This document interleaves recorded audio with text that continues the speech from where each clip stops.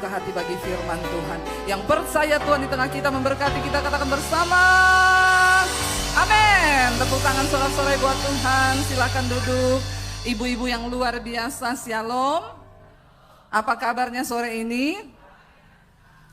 Luar biasa. Kita perlu bersyukur ibu-ibu karena kita masih ada sampai sore ini. Bapak Ibu, seringkali ya kita berpikir bahwa perkataan itu hal yang biasa saja. Tapi ternyata firman Tuhan itu banyak ya yang menuliskan tentang bahwa perkataan itu bukan hal yang biasa. Sebab hidup kita, bahkan roda kehidupan kita itu ditentukan oleh perkataan kita.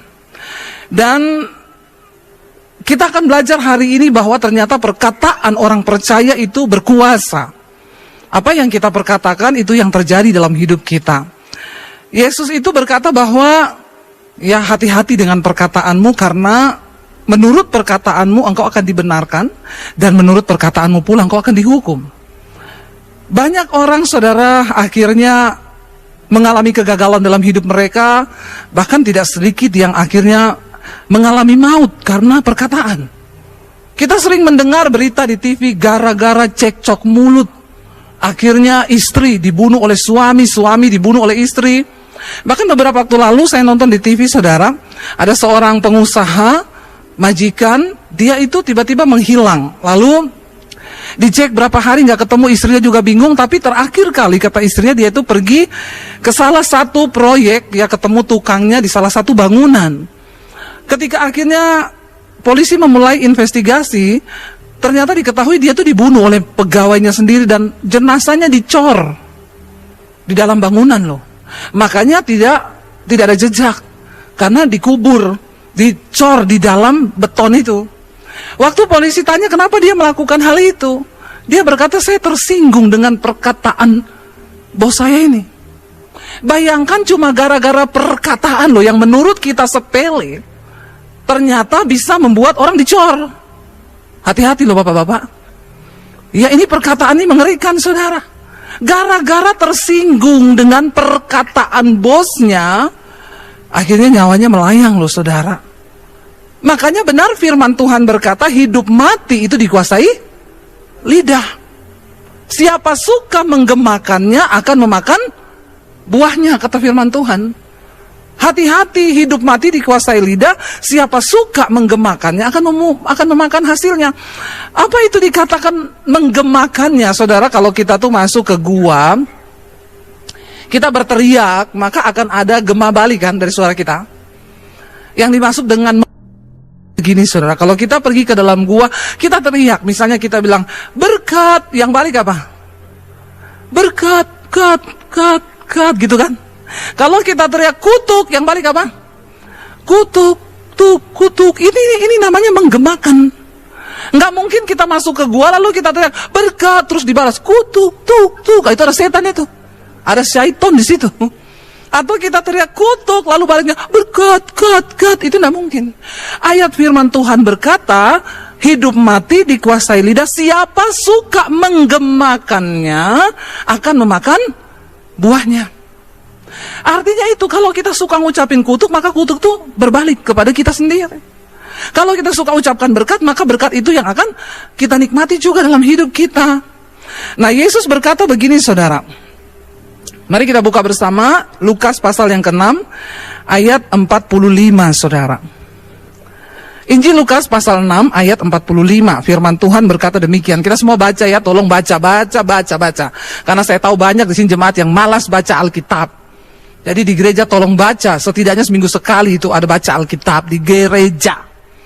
Mari kita baca sama-sama 1, 2, 3. Orang yang baik mengeluarkan barang yang baik dari perbendaharaan hatinya yang baik. Dan orang yang jahat mengeluarkan barang yang jahat dari perbendaharaannya yang jahat. Karena yang diucapkan mulutnya meluap dari hatinya. Ternyata benar. Orang itu tidak mungkin bisa mengatakan yang baik kalau hatinya jahat. Kalau hati kita penuh dengan kejahatan, maka sudah pasti perkataan kita tuh jahat. Jadi bapak-bapak, kalau istrimu tuh omongannya ya nyelekit, bikin jengkel lah, itu Dia perlu berobat itu hatinya. Mungkin banyak kekecewaan di dalam hati yang dia simpan selama ini. Karena hati ini adalah tempat penyimpanan, dikatakan perbendaharaan. Tempat semua penyimpanan. Kalau yang tersimpan dalam hati kita baik ya, segala hal yang manis, firman Tuhan di hati, maka juga yang keluar dari mulut kita itu perkataan yang baik. Jadi ini rahasianya. Makanya Alkitab berkata, Tuhan itu melihat hati kita. Orang kalau hatinya busuk, saudara, ya perkataannya busuk. Kalau hatinya penuh iri hati, ya perkataannya iri hati. Nggak mungkin kalau hatinya busuk keluar baik, ya itu berarti pencitraan. Ya, bisa jadi jatuhnya munafik ya. Saya selalu pakai kesaksian saya sendiri ya tentang orang yang perkataannya jahat itu muncul dari hati yang jahat. Mungkin saudara yang suka mendengarkan khotbah saya juga pernah dengar kesaksian ini. Saya bertamu ke satu rumah saudara, ya. Saya mau mendoakan seorang ibu. Saya disambut oleh seorang ibu yang lain. Shalom bu, ini benar rumahnya ibu? Ibu ini dia bilang, iya betul. Dari mana? Saya bilang, saya pendeta, saya ada janji sama. Oh ya, itu kakak saya. Masuk, duduk. Dalam hati saya ini, saya kok kayak ketemu anjing galak ya. Mam. Ya ini kenapa ya? Ya udah saya masuk aja, saya duduk. Lalu dia bilang begini. Oh jadi situ pendeta? Saya bilang iya sini pendeta. Saya ini kan ada nama ya, kenapa sini sono situ sini ya? Tapi ya saya maklum aja lah nih ketemu orang sakit jiwa begini saudara. Kalau situ pendeta berarti situ punya kuasa. Saya bilang maksudnya bu, ya situ bisa baca saya dong. Ya kalau ada tulisannya ya bisa saya baca, kalau nggak ada bagaimana ya apa yang mau saya baca gitu ya. Aduh aneh-aneh saja orang-orang. Memang ini kalau hati itu penuh kepahitan begini ini modelnya. Saya bilang, maksud ibu, ya situ baca dong saya, kan situ punya kuasa. Oh saya ngerti maksud dia.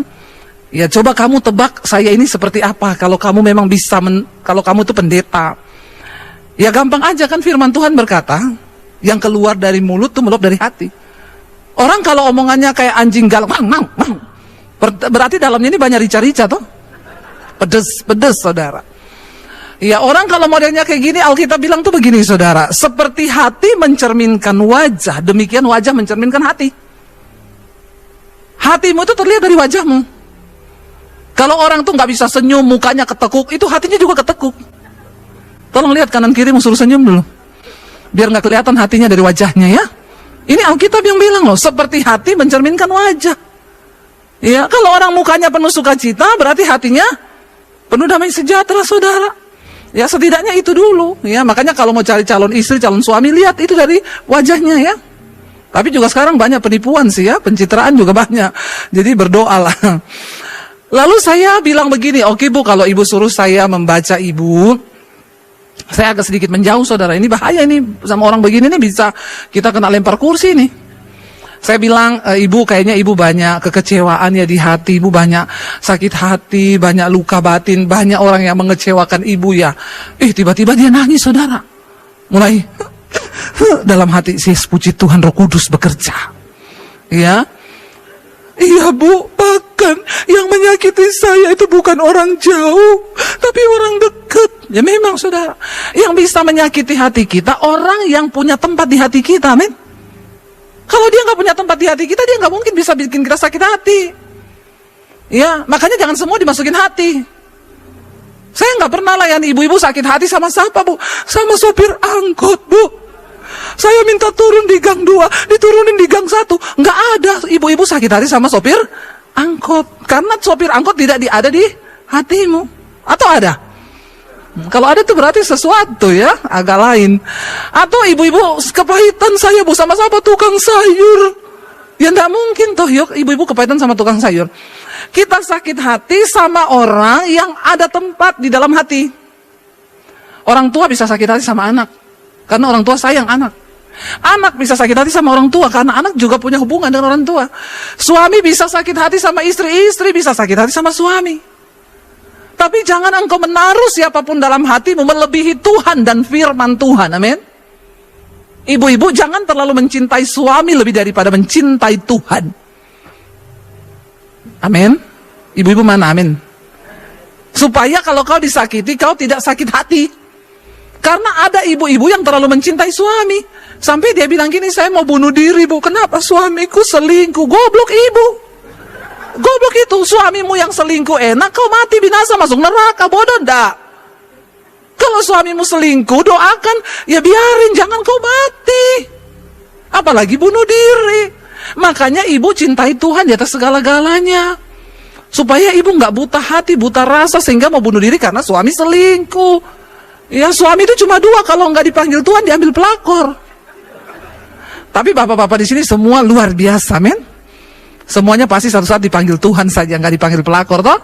Bapak-bapak tolong bilang amin. Kenapa mukamu tegang begitu? Ya, saudara, jangan beri tempat di hatimu untuk sesuatu yang lain selain firman Tuhan. Karena kita berkata, ya, kalau di sini kita rusak, maka perkataan itu rusak. Ibu itu, dia nangis, saudara. Lalu saya mulai deketi dia, saya pegang punggungnya. Saya bilang, Tuhan, jamah ibu ini, Tuhan angkat semua sakit hatinya, kepahitannya dalam nama Yesus. Dia nangis, saudara. Akhirnya, amin, reda, sudah dia berhenti nangis. Lalu dia mulai tersenyum dan bilang, terima kasih ya Bu Pendeta. Ya, udah balik. Enggak, sudah berubah. Terima kasih ya Ibu Pendeta. Saya bilang, oh iya Bu, sama-sama. Ya, Ibu namanya siapa? Situ. Kagak ya saudara. Ibu namanya siapa? Debbie Bu. Oh iya, terima kasih Bu Debbie. Baru dia tanya, Ibu mau minum apa? Karena dia tanya dengan senyum, saya jawab, kopi Bu. Ya. Tapi kalau dia tanya tadi waktu saya datang, minum apa? Kebetulan saya masih kenyang Bu, nggak minum. Lebih baik jangan kau jawab. Kalau kau bilang kopi, datang kopi pakai sianida, mati kau. Kenapa orang bisa bikin kopi pakai sianida? Karena hatinya terluka. Bahaya saudara. Setelah dilayani, perkataannya jadi manis. Kalau di sini luka, perkataan tuh nggak mungkin enak saudara. Nah, firman Tuhan, Yesus tuh berkata begini. Saya pengen kita baca dari versi yang lain, ayat ini sama tapi dari Matius ya. Injil Matius pasal 12. Ayat yang ke-34 mulai saudara. Yesus berkata begini, Injil Matius ya, ayat yang ke-34. Hai kamu apa? Keturunan ular beludak. Bagaimanakah kamu dapat mengucapkan hal-hal yang baik, sedangkan kamu sendiri jahat? Karena yang diucapkan mulut dari hati. Yesus menyatakan perkataan ini untuk orang-orang Farisi dan ahli-ahli Taurat. Mereka itu orang paling munafik. Di luar kelihatan pakai jubah putih, tapi hatinya busuk, saudara. Makanya Yesus bilang, kamu keturunan ular beludak, bagaimana kamu bisa mengucapkan hal yang baik, sementara kamu sendiri jahat, ya? Karena yang diucapkan mulut itu meluap dari hati. Lalu ayat berikutnya kita baca sama-sama. Orang yang baik mengeluarkan hal-hal yang baik dari perbendaharanya yang baik, dan orang yang jahat mengeluarkan hal-hal yang jahat dari perbendaharanya yang jahat. Ayat berikutnya 36. Tetapi aku berkata kepadamu, setiap kata sia-sia yang diucapkan orang harus dipertanggungjawabkannya pada hari penghakiman. Stop. Setiap kata sia-sia yang keluar dari mulut kita harus kita pertanggungjawabkan pada waktu hari penghakiman. Betapa sering kita ini ngomong sia-sia saudara, terutama anak-anak muda ini. Ya, saya tuh sering dengar anak muda kalau cerita, iya kamu tahu anjir? Hello, apa itu anjir? Apa itu? Hanya anak muda yang tahu ini. Ini kata sia-sia loh, sekarang bisa dapat hukuman loh kau kalau ngomong orang dogi begitu. Ya, itu anak-anak muda sekarang tuh ngomong anjir itu sama dengan dogi itu loh saudara. Ya, jadi mereka itu kan sia-sia sekali, cuma ketemu, halo apa kabar? Anjir lu. Saya sering dengar tuh kata-kata ini.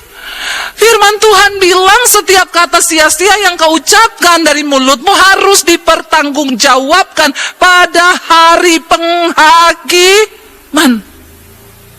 Jadi mulai sekarang stop ngomong yang sia-sia. Jangan lagi ngomong yang sia-sia, nggak penting itu. Ya, kita suami istri pun di rumah kita bisa berbeda pendapat. Bahkan sering kali kita cekcok mulut. Siapa di sini suami istri yang kadang beda pendapat? Angkat tangan. Nggak ada, Tuhan angkatlah mereka hidup-hidup. karena mereka ini sudah sempurna ya. Yang tidak pernah bercekcok angkat tangan juga, nggak ada juga. Yang bingung angkat kaki saja. Ya saya sama suami seringkali beda pendapat, namanya kita manusia kan. Setiap hari kita kan berhubungan dengan kata-kata, ada beda kata, beda pendapat, selisih paham. Boleh, nggak apa-apa, berdebat juga nggak apa-apa. Yang penting tetap pakai kata-kata yang tidak menyakiti, bukan mengutuk. Ada suami istri berantem, saudara. Kadang cuma persoalan-persoalan yang gampang. Kita makan di mana ini? Terserah. Ini kata-kata terserah ini bisa bikin cerai loh. Ya, cuma kata-kata terserah loh. Ya, iya, aku nggak suka mie. Lah terus di mana? Terserah. Oh ini emosi saudara. Gara-gara cuma kata-kata terserah ini. Ya, jadi saya juga sekarang agak-agak repot juga kadang sama suami begitu kalau di mobil. Ya saya tanya sama dia, makan apa? Terserah. Sama sebenarnya suami istri itu jawabannya juga begitu. Nggak tahu karena saling menjaga perasaan atau bagaimana. Jadi sekarang saya punya trik, kalau mau makan saya tanya sama suami saya, kamu tebak aku mau makan apa hari ini? Ya, nanti kan dia ngomong tuh yang dia suka juga pasti kalau dia ngomong begitu. Ini cuma kata-kata permainan kata saja. Tebak aku hari ini mau makan apa? Dia bilang bakmi. Enggak, aku enggak suka bakmi, aku hari ini mau makan ini. Tetap aja menang, tapi kan ya bisa kita saling beda pendapat. Tapi jangan sampai ketika beda pendapat terus mulai mengungkit hal-hal yang nggak penting, kata-katamu ngalor ngidul mulai. Kamu pikir saya itu nggak nyesal ya nikah sama kamu? Aku tuh nyesal tahu. Ya kamu pikir juga aku nggak? Mending aku dulu sama mantanku tuh sekarang sudah hidupnya begini. Lah, terus maumu tuh apa sekarang? Cuma gara-gara kata-kata terserah banyak yang berkembang sampai sampai perceraian. Hati-hati saudara, apa yang engkau tabur itu yang akan engkau tuai. Karena perkataan itu seperti benih ya yang engkau tabur. Hati-hati juga anak-anak muda yang selalu berkata, iya ya kayak gini, aduh gimana ya hidup ini sulit ke depan, wah saya ini pasti begini. Hati-hati loh. Ya karena perkataan itu sama dengan sesuatu yang kita imani dan kita yakini. Ayat yang berikutnya berkata begini saudara. Coba kita lanjut ayat 37 berkata, baca sama-sama, 1, 2, 3. Karena menurut ucapanmu engkau akan dibenarkan, dan menurut ucapanmu pula engkau akan ngerikan ayat ini. Kita pikir cuma ucapan loh. Tapi ternyata ucapan kita bisa menentukan kita ini masuk surga atau neraka. Kita ini dibenarkan atau dihukum itu ditentukan dari ucapan mulut kita. Makanya hati-hati kalau berkata saudara.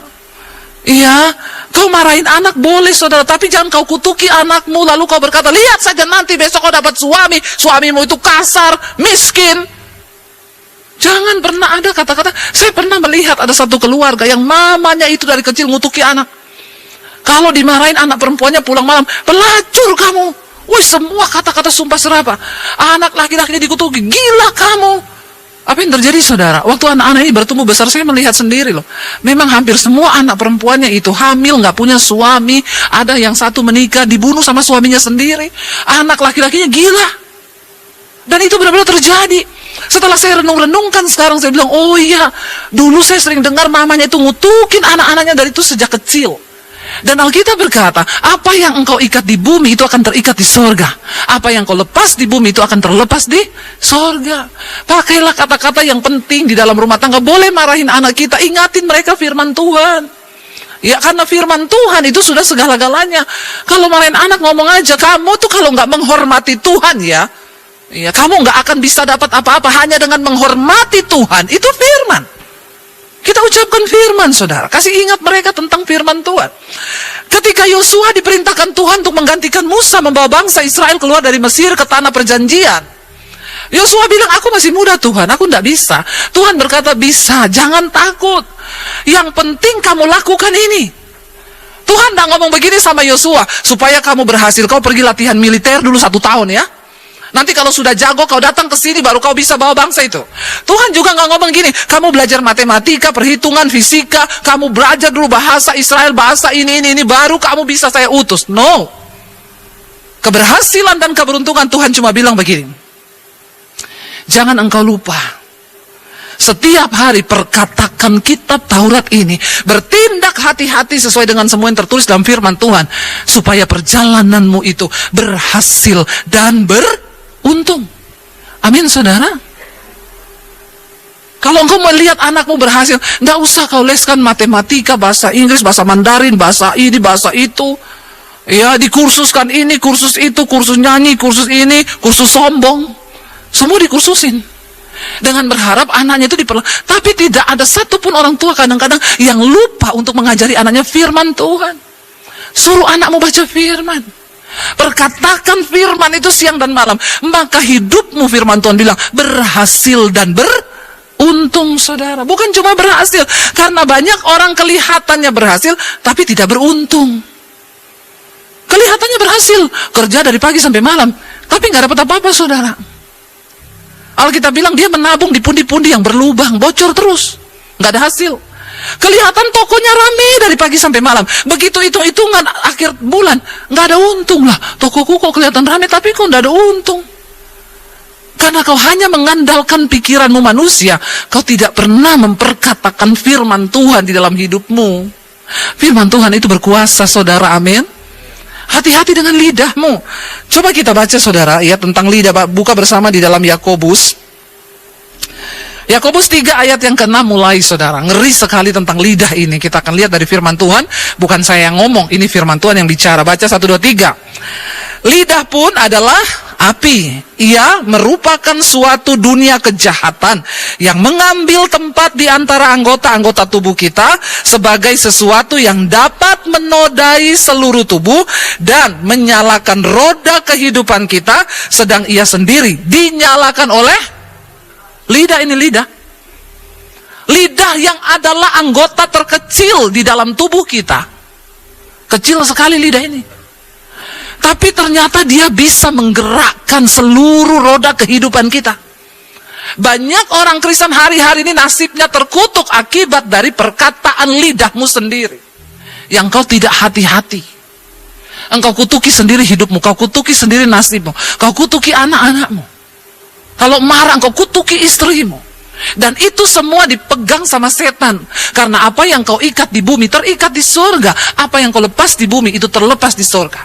Lidah ini mengambil bagian di antara anggota tubuh kita sebagai suatu yang dapat menodai seluruh tubuh. Karena perkataan. Dan menyalakan roda kehidupan kita. Sedangkan lidah sendiri dinyalakan oleh api neraka. Ngeri, saudara, kalau kita tidak bertobat dalam hal mulut. Semua jenis binatang liar, burung-burung, serta binatang-binatang menjalar dan binatang-binatang laut dapat dijinakkan, sudah bisa dijinakkan. Dan telah dijinakkan oleh sifat manusia. Tetapi, baca bersama, tetapi ia adalah sesuatu yang buas, yang tak terkuasai dan penuh racun yang mematikan. Seringkali tanpa kita sadari, perkataan kita mematikan iman orang lain. Anak-anak bicara tanpa kontrol pada orang tua. Orang tuanya sakit hati. Orang tua bicara sama anak-anak jadi sakit hati. Dan tanpa kita sadari, lidah ini, saudara, dia sesuatu yang buas, yang tak terkuasai, dan penuh racun yang mematikan. Lebih dari ular kobra. Ini Alkitab yang ngomong loh. Tidak heran ada orang dicor mati gara-gara lidah, salah bicara. Menjadi bisa yang beracun masuk ke hati orang lain, menggerakkan tubuh orang itu sehingga dia bisa bunuh orang, saudara. Gara-gara perkataan. Mengerikan sekali kalau kita tahu tentang lidah ini. Dengan lidah kita memuji Tuhan, Bapa kita. Dan dengan lidah kita juga mengutuk manusia yang diciptakan menurut rupa Allah.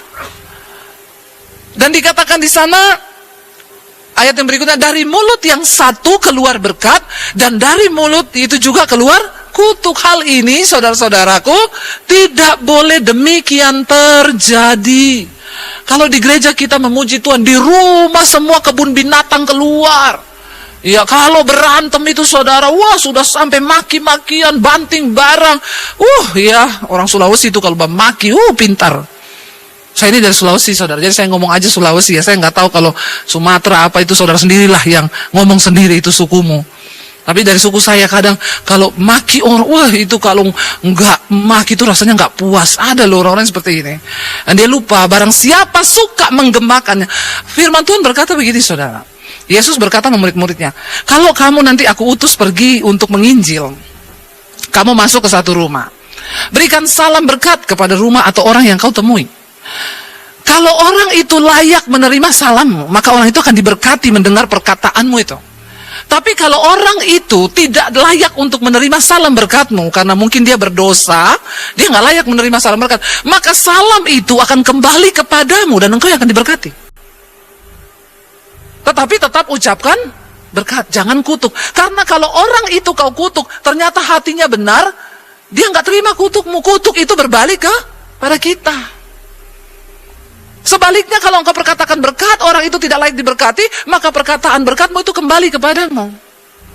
Jadi perkataanmu itu seperti benih yang kau tabur. Hati-hati dengan lidahmu, saudara. Juga anak-anak muda sekarang itu, saya kalau dengar anak-anak muda itu sering berkata, saudara, ya, Alkitab bilang kalau iya, katakan ya, tidak kalau tidak. Anak muda sekarang tuh, gila, kemarin gua nonton konser, tahu, sumpah, bagus banget, sumpah. Cuma mau bilang konser bagus, sumpah. Kemarin gue makan bakmi, tahu itu bakmi enak banget, sumpah enak banget. Nih kata-kata sumpah nih, saya mau kasih tahu nih. Ini juga kata-kata sia-sia yang akan kau tuai anak-anak muda. Matius 5 ayat 33 yuk. Kita dengar nih kata-kata sumpah-sumpah ini ya, supaya kau bertobat nih. Kalau nggak dikasih ayatnya nggak percaya nih dibilangin ya. Kamu telah mendengar pula yang difirmankan kepada nenek moyang kita, jangan bersumpah palsu, melainkan peganglah sumpahmu itu di depan Tuhan. Nenek moyang ini berkata begini. Tapi Yesus bilang begini, saudara, tetapi aku huruf besar, Tuhan Yesus. Tetapi aku berkata kepadamu, janganlah sekali-kali bersumpah, baik demi langit, karena langit adalah tahta Allah, dan juga demi bumi, karena bumi adalah tumpuan kaki Tuhan, ataupun demi Yerusalem, karena Yerusalem adalah kota raja besar.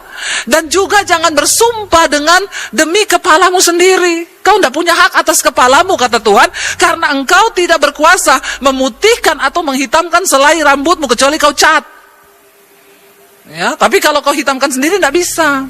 Tuhan yang berkuasa atas kepalamu. Yesus berkata begini, ayat berikutnya 37, 1, 2, 3. Jika ya, katakanlah hendak kamu, ya, jika tidak, tidak.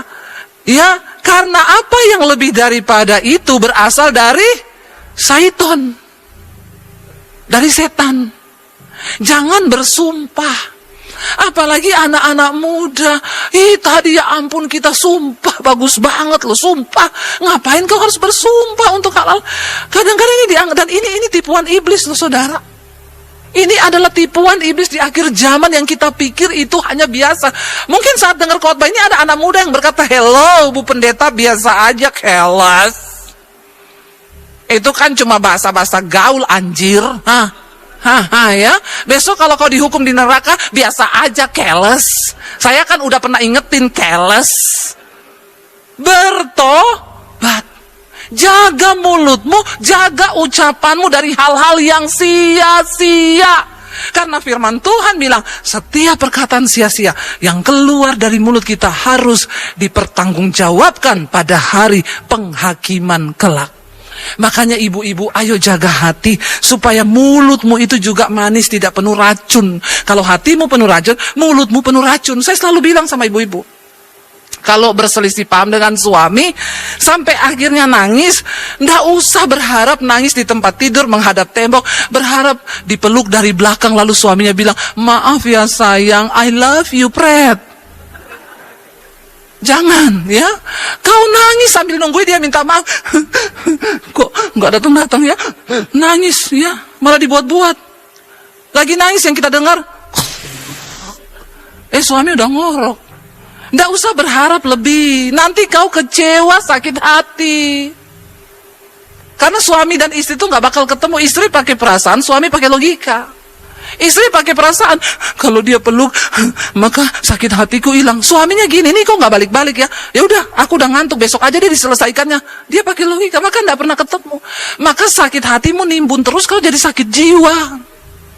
Karena kau bangun pagi marah-marah tadi malam nggak selesai, bangun pagi anakmu yang kena sasaran. Ayo kita berdoa, saudara, supaya tepat pada waktunya perkataan yang kita keluarkan. Kalau memang waktunya harus marah, marah nggak apa-apa, tapi nggak usah mengutuk. Amin. Ya, supaya hidup kita ini diberkati Tuhan. Supaya rumah tangga kita diberkati, anak-anak kita diberkati Tuhan. Anak-anak muda juga. Stop ya ngomong-ngomong, hei anjir, Ya.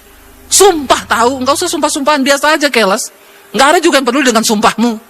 Ya, lebih baik perkatakan firman Tuhan, perkatakan hal yang benar dan membangun. Amin. Saya undang para imam musik maju ke depan. Mari saudara kita hari-hari ini bersungguh-sungguh menjaga perkataan kita, supaya perkataan kita menjadi perkataan yang berkenan. Biarlah mulut kita penuh dengan pujian dan penyembahan kepada Tuhan. Amin. Kita bangkit berdiri bersama hari ini. Tidak selamanya kita harus mengerti jalan Tuhan, tapi untuk selamanya kita harus belajar percaya kepada Tuhan. Sekalipun mengikuti jejaknya itu berat. Seringkali apa yang kita mau secara daging tidak terjadi.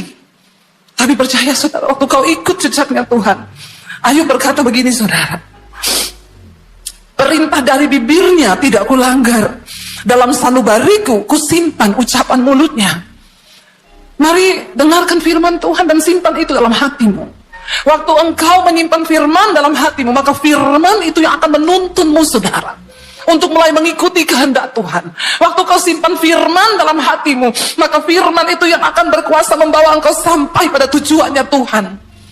Karena firman itu berkuasa, dan firman itu dikatakan akan mengerjakan setiap apa yang disuruhkan Allah untuk terjadi dalam hidup kita. Bahkan Ayub berkata begini, tetapi Tuhan itu tidak pernah berubah. Siapa dapat menghalangi Tuhan? Perhatikan saudara, kalau hari ini engkau belum mencapai satu tujuan di hidupmu, jangan salahkan orang lain. Jangan pernah salahkan gara-gara dia ini, saya nggak bisa dapat ini. Jangan pernah salahkan nih gara-gara dia ini, sampai saya hari ini harus begini. Waktu Tuhan yang menentukan untuk engkau dapat mencapai sesuatu, maka dikatakan tidak ada yang bisa menghalangi Tuhan. Tidak ada yang dapat menghalangi kuasa Tuhan yang besar untuk membawa engkau digenapi janji itu dalam hidupmu. Nggak ada. Tidak ada satu manusia yang berkuasa pun saudara, yang dapat menghalangi jalan Tuhan atas hidupmu. Bagian kita cuma duduk di kaki Tuhan dan belajar percaya. Ajar kami memahami Tuhan, apa maksudmu dari setiap ujian ini. Waktu kau tahu bahwa ayat ini berkata, siapa dapat menghalangi Tuhan? Karena itu saya selalu belajar untuk menerima bahwa kenyataan apapun yang kita hadapi hari ini itu seizin Tuhan. Dia tidak pernah terlalu cepat. Tuhan gak pernah buru-buru saudara. Walaupun kita udah gebelet banget pengen dapetin itu, tapi Tuhan bilang tunggu.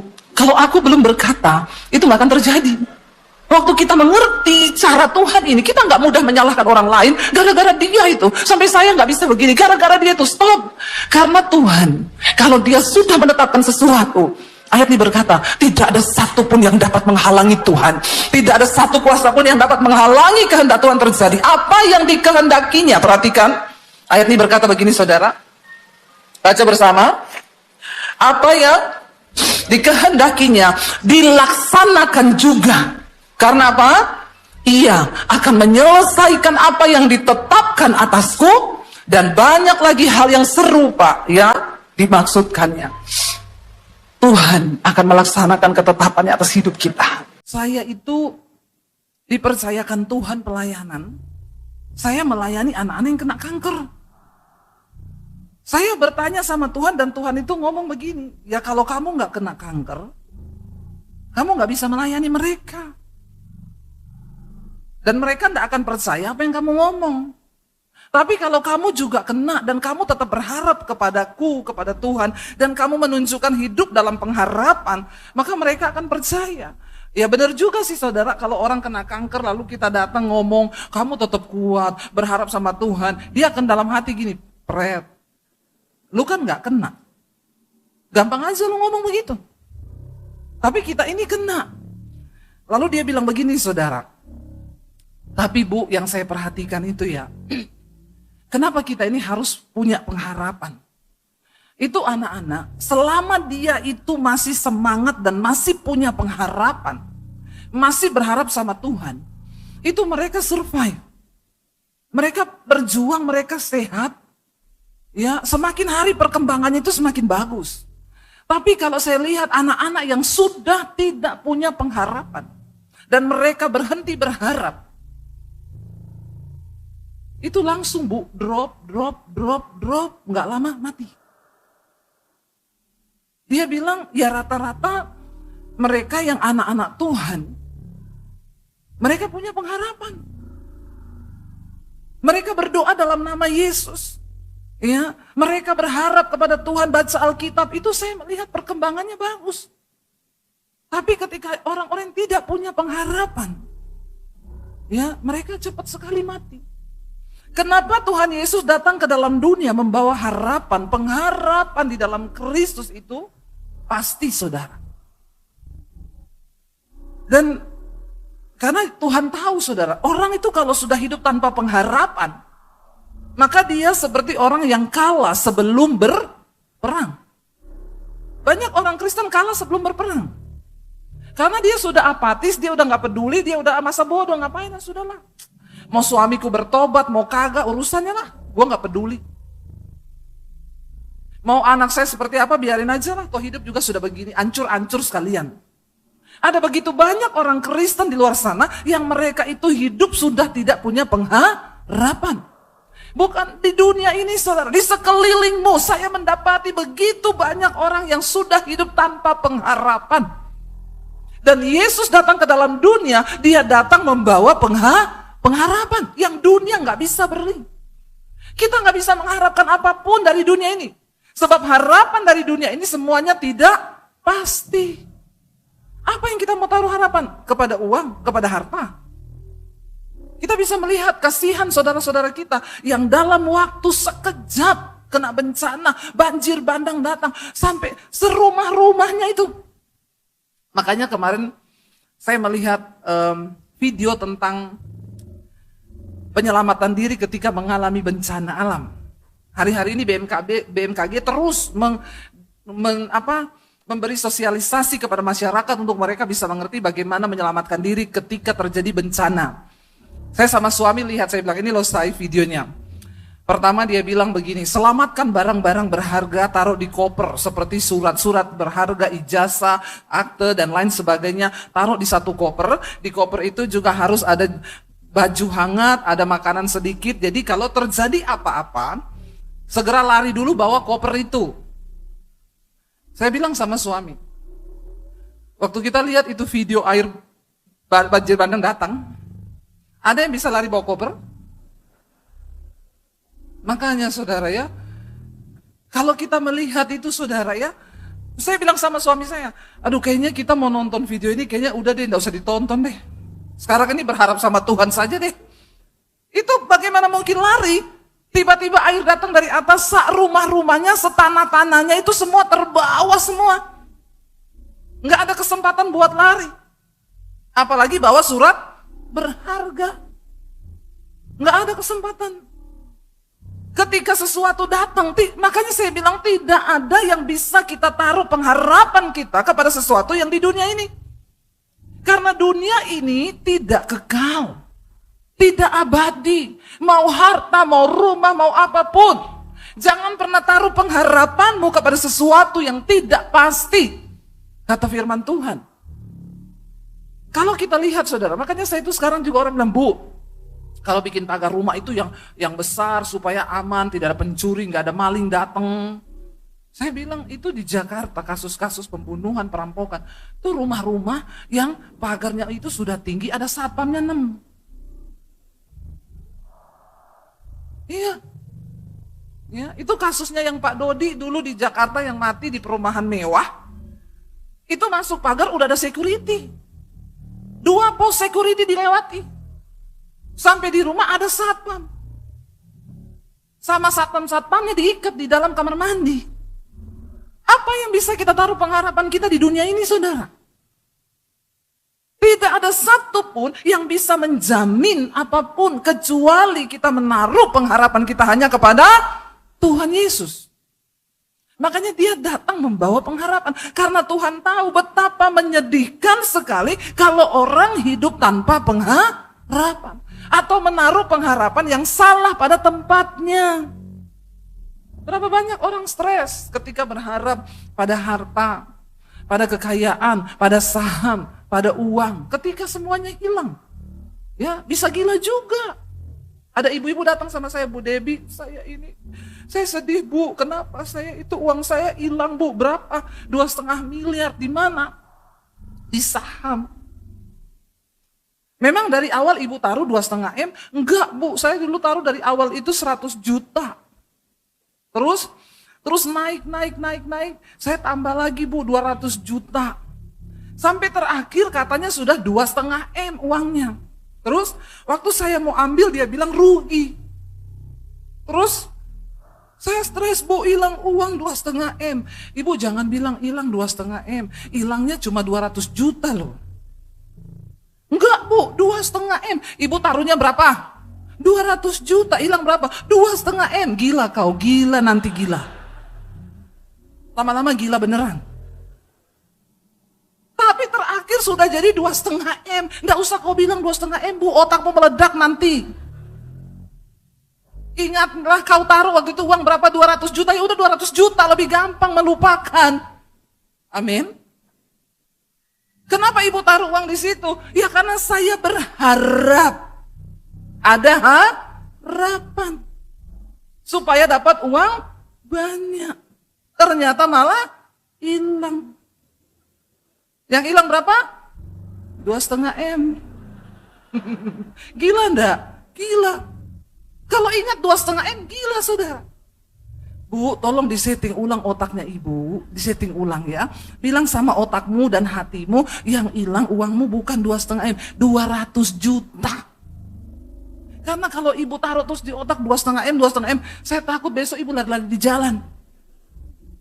Berat mikirin 2,5 M bu, mending mikir 200 juta aja. Ini harapan palsu. Kalau orang sekarang bilang PH, apa itu PHP? Pemberi harapan. Dan banyak orang mau percaya sama harapan palsu. Mari kita taruh pengharapan kita hanya kepada Tuhan. Hidup ini tidak usah terlalu neko-neko. Berharapnya itu juga nggak usah yang alay lebay. Amin. Mari kita menguasai diri menurut ukuran iman. Supaya kita taruh pengharapan kita kepada Tuhan. Itu pengharapan yang benar dan kita tidak akan pernah dikecewakan. Manusia hidup tanpa pengharapan stres saudara. Coba kita baca dulu satu ayat firman Tuhan. Ya, Roma pasal yang kelima ayat 1 dan ayat yang kedua. Roma 5 ayat 1 dan 2. Firman Tuhan berkata demikian saudara. Baca 1, 2, 3.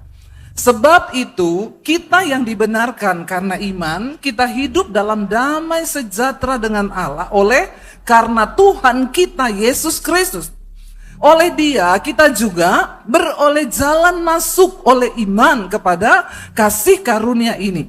Di dalam kasih karunia ini kita berdiri dan bermegah dalam pengharapan akan menerima kemuliaan Allah. Amin saudara. Di ayat ini berkata bahwa sebab itu kita yang dibenarkan karena iman, percaya kepada Kristus, kita dibenarkan. Ya, kita ini ketika diperdamaikan dengan Kristus, kita dibenarkan oleh Kristus, Dia lahir membawa pengharapan dan damai sejahtera. Waktu kita dibenarkan karena iman, dikatakan kita hidup dalam damai sejahtera dengan Allah. Makanya saya bilang selalu gini, orang kalau sudah diperdamaikan dengan Tuhan, menerima Kristus di dalam hidupnya, lahir sebagai juru selamat, dia pasti hidupnya damai. Amin. Kalau orang itu saudara sudah berdamai dengan Tuhan, hubungannya dengan Tuhan baik, maka dia pasti hidupnya damai. Tapi kalau ibu-ibu tiap hari marah-marah di rumah, itu pasti hubungannya dengan Tuhan rusak. Nggak usah angkat tangan. Saya bisa lihat wajah-wajahnya dari sini nih. Yang tiap hari di rumah marah. Coba perhatikan. Kalau kau jauh dari Tuhan, hidupmu dengan Tuhan, hubunganmu dengan Tuhan rusak. Pasti kau nggak ada damai sejahtera. Dan hubunganmu dengan sesama juga pasti rusak. Sama anak bertengkar, sama suami bertengkar. Ada yang begitu di sini? Nggak usah angkat tangan. Saya baptis ulang, saya rendam 15 menit. Buka mata langsung di rumah Bapa di sorga.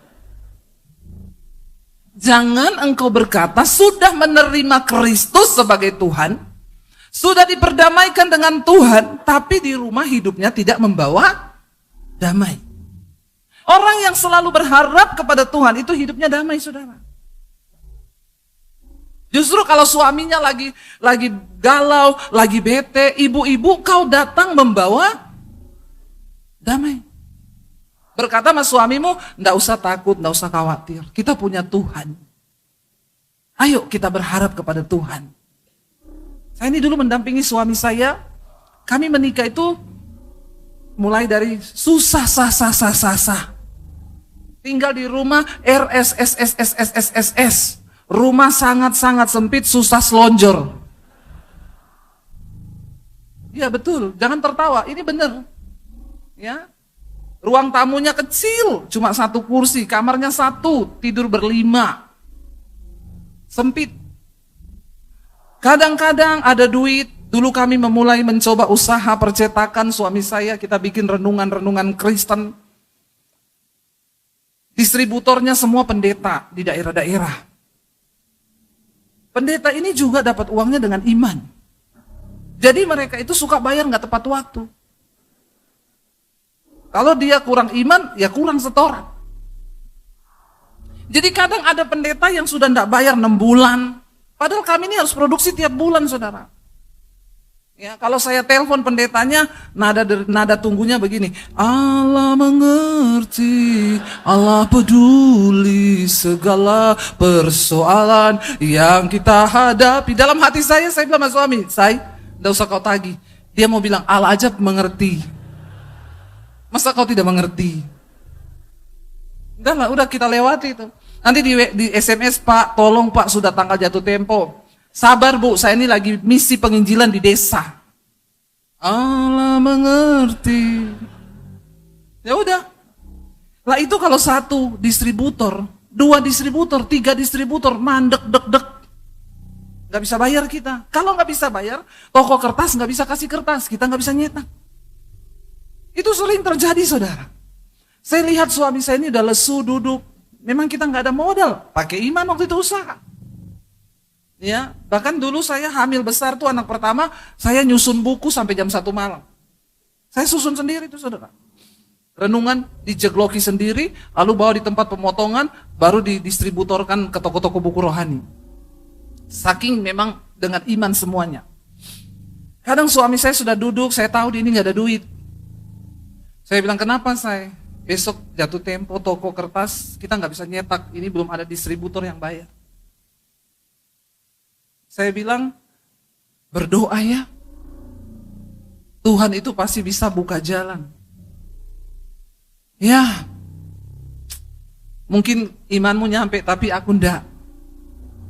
Kata suami saya berusaha menguatkan dia, mengajar dia untuk berharap yuk sama Tuhan. Nanti dia pergi, saudara, saya yang deg-degan. Tapi di depan dia saya harus terlihat kuat. Karena kita ini wanita adalah penolong. Diam-diam laki itu makhluk yang lemah.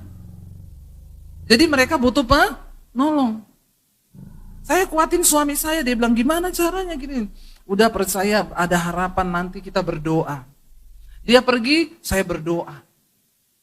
Satu kali dia bilang gini, gimana ya saya besok itu gak bisa. Saya bilang, saya tetap berharap sama Tuhan.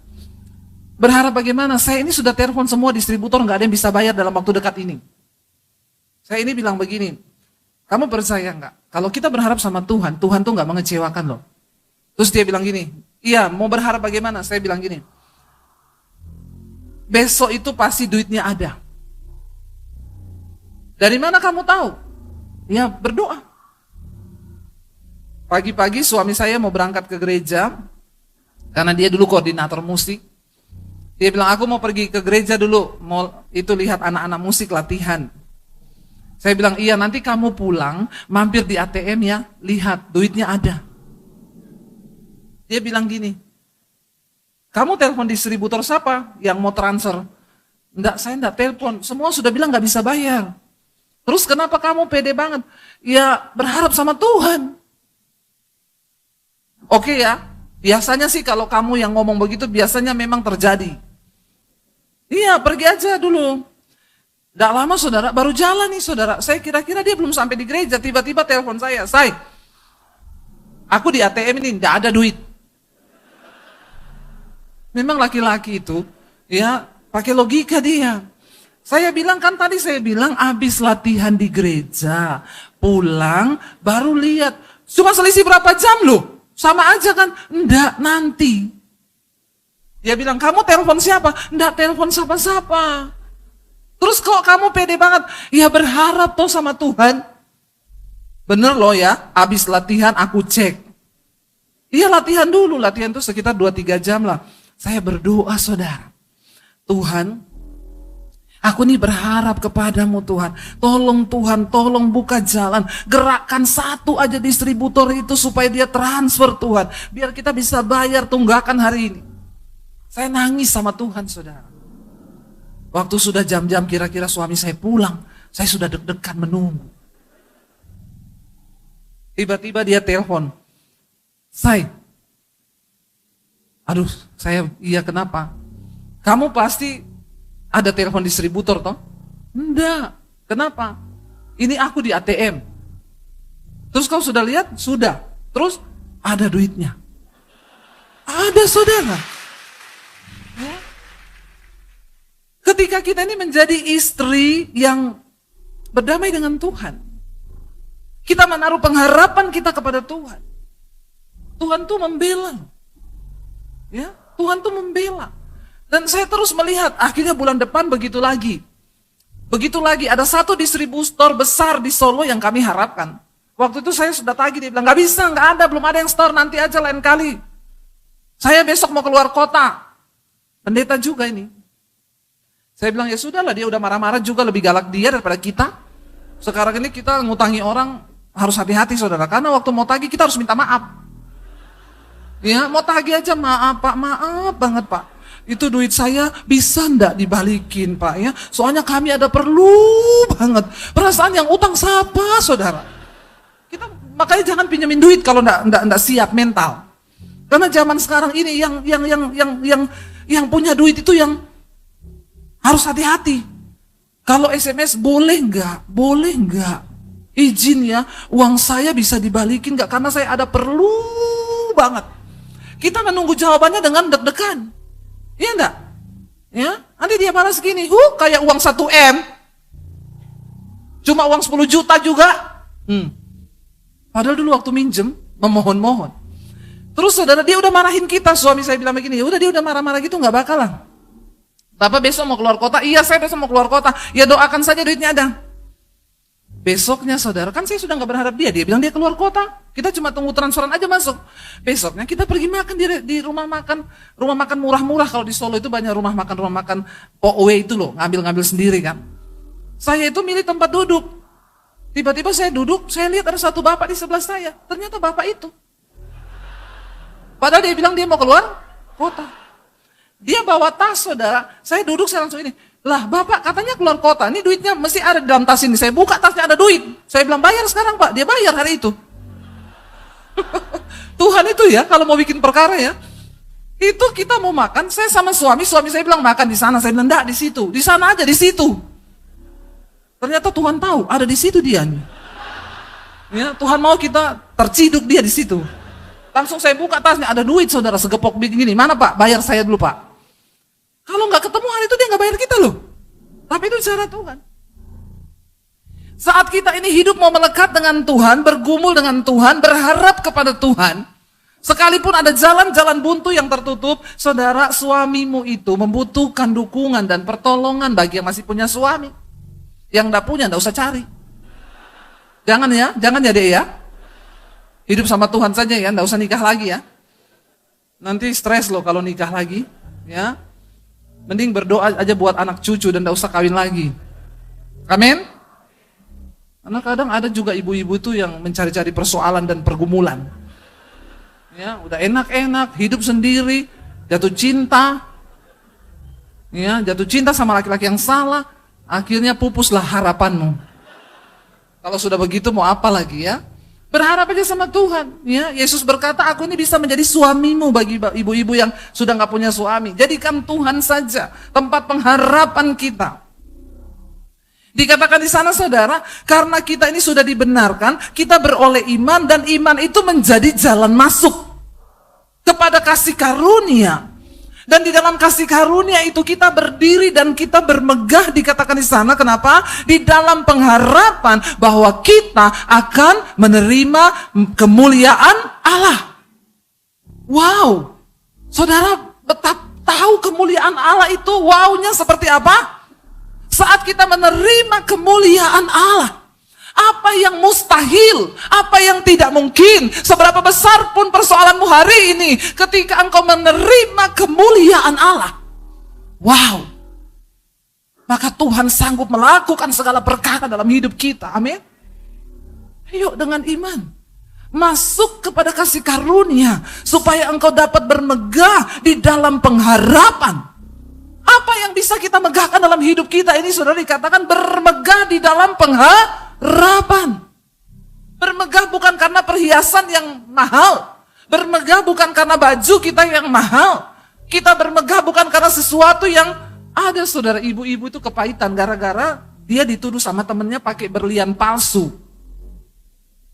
Konseling sama saya, Bu Debi, saya ini sakit hati, Bu. Kenapa? Teman saya tuduh berlian yang saya pakai itu palsu. Saya bilang gini, Bu, enggak ada pergumulan yang lebih berat, Ibu. Ibu telepon saya ini cuma mau tanya itu, astagfirullah, subhanallah, Bu. Enggak ada pergumulan yang lebih berat. Dia difitnah temennya, katanya dia pakai berlian palsu. Terus dia kepahitan sama temennya. Jangan bermegah pada sesuatu yang nggak abadi. Boleh pakai berlian, tapi kalau dituduh palsu nggak apa-apa, amin. Karena kan sekarang banyak berlian buatan Cina tuh, yang lebih mensilau, membahana daripada berlian asli tuh. Ya nggak apa-apa, santai aja. Terus dia bilang gini, saya mencari cara, Bu, untuk membuktikan bahwa berlian saya ini asli. Dia nggak tidur berhari-hari cuma pikirin itu, saudara. Karena dia tidak bermegah dalam pengharapan, tapi bermegah kepada, jangan salah bermegah. Dia bilang satu kali, Bu, saya ajak mereka ke mall yang ada toko berlian. Saya pakai berlian saya yang besar itu, yang dituduh palsu. Waktu lewat toko berlian, saya bilang, kita mampir dulu yuk, lihat-lihat. Pas di situ ada mereka semua, saya bilang gini, Pak, tolong timbang berlian saya ini. Terus ditimbang, oh iya, Bu, ini sekian karat, ini, mau dijual atau apa? Enggak, itu berapa harganya? Jadi teman-teman saya melihat bahwa itu asli. Dan dia enggak tidur bermalam-malam, saudara, gara-gara ingat itu berliannya dituduh palsu. Jangan ada ibu-ibu yang seperti ini, saudara, ya. Kau boleh pakai berlian, tapi itu tidak mengganggu damai sejahteramu. Termasuk kalau berliannya hilang, amin. Kalau tidak siap hilang berlian, jangan pakai. Bilang kanan kirimu. Ya. Kalau kau pakai berarti kau siap. Amin. Supaya kau jangan bermegah pada sesuatu yang bukan pengharapan kepada Tuhan. Enggak apa-apa, ya. Kalau hilang ya sudah, relakan saja. Ada ibu-ibu cerita sama saya, Bu, saya itu di apartemen buang sampah. Sampah di apartemen buang di lubang. Dari lantai atas tuh jatuh ke bawah. Begitu saya bongkar-bongkar cari berlian saya lagi gelap-gelap pakai tisu, tisunya kebuang. Ibu tahu saya turun ke tempat sampah di bawah, Bu. Aduh, Tuhan Yesus, ini orang memang kalau hatinya sudah melekat pada berlian. Saya bongkar itu sampah-sampah, Ibu. Dia rela loh. Rela melakukan apapun. Ya, karena yaitu dia bermegah di dalam yaitu kemewahannya. Jangan bermegah pada sesuatu yang bukan pengharapan yang pasti. Ibu-ibu, kau mau cantik boleh. Ya, tapi jangan kebangetan. Ya, udah tarik pakai benang. Tarik pakai kabel. Tarik pakai kawat. Semua udah benang, kabel, kawat. Tetap nggak puas, saudara. Nggak puas, terus. Suntik sudah semua, suntik, biar naik, biar apa.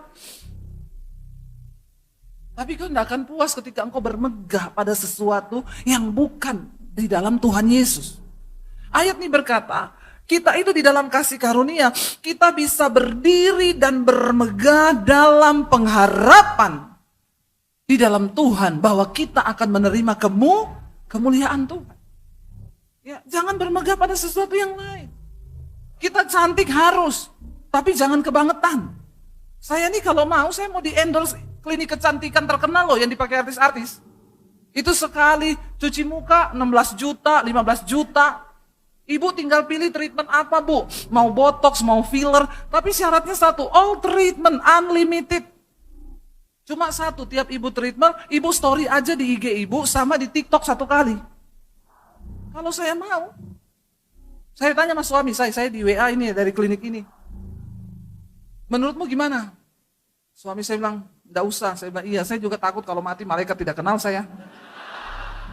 Kata malaikat, dulu hidungmu pesek, kenapa sekarang jadi mancung?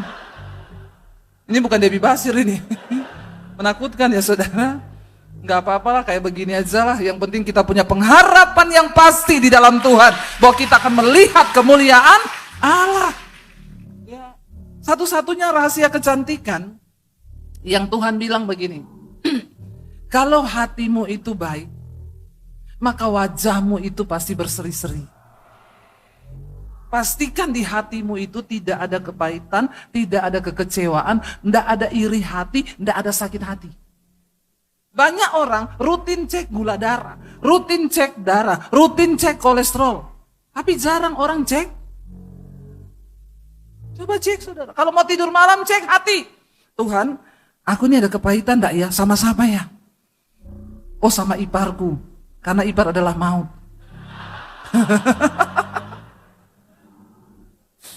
Bertobat. Oh aku ini ada kepahitan sama mertuaku. Oh aku ini ada kepahitan sama menantuku. Dalam nama Yesus, aku mau buang Tuhan semua kekecewaan itu. Aku berdoa buat menantuku, aku berdoa buat iparku. Begitu saudara. Kalau hati kita bersih, Tuhan bilang Kain, waktu Kain mau bunuh Habel, dia berhari-hari mempertimbangkan maksudnya loh. Lalu Tuhan bilang, hai Kain, kenapa mukamu murung? Kalau hatimu itu baik, maka wajahmu pasti berseri-seri. Tapi kalau hatimu jahat, mukamu jelek. Biar kau mau botox, mau tarik benang, tarik kabel, tarik kawat tadi itu. Kalau hati penuh kebusukan, iri hati, kepahitan, gak bisa saudara. Orang lihat juga kita tetap kayak nenek sihir. Ya, mari kita jaga hati. Amin. Karena hati ini sumber segalanya. Bagaimana hati kita bisa tetap penuh dengan berkat Tuhan damai sejahtera waktu engkau menaruh semua pengharapanmu hanya kepada Tuhan. Mau orang jahatin kita, mau orang apain kita, Tuhan aku berharap hanya pada kebaikanmu. Aku dijelekin, puji Tuhan. Aku difitnah begini, puji Tuhan.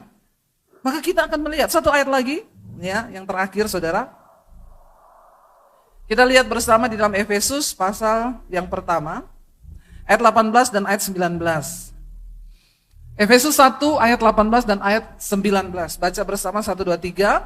Dan supaya ia menjadikan mata hatimu terang, agar kamu mengerti pengharapan apakah yang terkandung dalam panggilannya, betapa kayanya kemuliaan bagian yang ditentukannya bagi orang-orang kudus, dan betapa hebat kuasanya bagi kita yang percaya sesuai dengan kekuatan kuasanya. Wow. Hai para wanita-wanita, yang kita butuhkan hari-hari ini adalah kekuatan dari Tuhan. Bagaimana kita bisa mendapat kekuatan dari Tuhan? Dikatakan, mari kita minta supaya Tuhan ini menjadikan mata hati kita itu terang. Kalau mata hati kita ini terang, maka kamu dapat mengerti pengharapan apa yang terkandung di dalam panggilanmu untuk percaya pada Kristus. Saya nggak pernah meragukan pengharapan saya dalam Kristus. Waktu saya diusir dari rumah, saya nggak tahu saya mau kemana. Saya nggak tahu saya mau makan apa. Saya nggak tahu bagaimana saya memulai hidup tanpa ijazah sekolah. Waktu papi saya bilang, kamu keluar dari rumah, kalau kamu pilih jadi Kristen, tinggalkan keluarga, jangan bawa ijazah. Saya mau lihat Yesusmu kasih makan, kamu pakai apa? Saya keluar dari rumah saudara. Rasanya tidak ada dasar lagi untuk saya berharap. Nggak ada ijazah, bagaimana saya mau hidup. Orang mau mendaftar jadi cleaning service saja perlu ijazah. Tapi hari itu saya tidak mau pupuskan pengharapan saya kepada Kristus. Saya berdoa, Tuhan taruh di hati saya, beri hati saya ini cahaya terang Tuhan, agar saya bisa mengerti pengharapan apa yang terkandung dalam panggilan saya untuk percaya kepada Kristus. Amin. Kalau kita mengerti kita punya pengharapan di dalam Kristus itu. Tapi banyak orang Kristen tidak mengerti ini. Dikatakan, biarlah kita ini berdoa supaya Tuhan menjadikan mata hati kita ini terang. Makanya untuk bisa melihat pengharapan apa yang ada dalam Kristus, mata hati kita harus terang. Apa yang membuat hati kita gelap? Kepahitan, iri hati, sakit hati. Wanita ini cuma berputar-putar di sini masalahnya ini. Makanya Tuhan sulit berkati. Kita gampang tersinggung, kita gampang simpan kepahitan, kita gampang manasi suami supaya benci keluarganya. Jangan saudara. Makanya ada statement yang bilang begini, kalau hari ini suami masih baik kepada keluarganya, percayalah itu karena istrinya yang baik, bukan suaminya yang baik. Ya Pak ya. Saya selalu ingetin suami saya, berkati mamamu, berkati kakakmu. Sudah kamu transfer belum? Saya ingetin. Ya. Kalau hati kita terang, saudara, maka kita bisa melihat dan kita bisa tahu dikatakan di sana supaya kamu mengerti pengharapan apa yang terkandung di dalam panggilanmu itu. Sayang loh kalau kita tidak mengerti pengharapan apa yang terkandung dalam panggilan kita. Kita menghabiskan hidup yang paling 70 tahun kata Alkitab. Kalau kuat 80 tahun. Betapa sayangnya kalau kita hidup cuma berapa puluh tahun dan kita nggak ngerti pengharapan apa yang Tuhan janjikan buat kita untuk percaya sama Dia. Tuhan menyediakan kasih karunia demi kasih karunia. Dan Dia mau kita hidup di dalamnya. Dia mau kita menggenapi setiap pengharapan yang Dia beri. Jangan sebut engkau Kristen kalau engkau tidak mengerti pengharapanmu di dalam Tuhan. Saya suka gregetan lihat orang Kristen. Saya ini bukan dari Kristen. Tapi saya mata hatinya diterangi Tuhan sehingga saya bisa melihat pengharapan apa di dalam Kristus itu. Tapi banyak orang Kristen gak bisa lihat itu. Karena orang Kristen ini hidupnya cuma kepahitan, kecewa, iri hati, sakit hati, muter kayak bangsa Israel. Dan gak pernah selesai. Pahit sama ipar, pahit sama menantu. Alkitab bilang peperanganmu itu bukan melawan darah dan daging, tapi melawan setan, roh-roh jahat.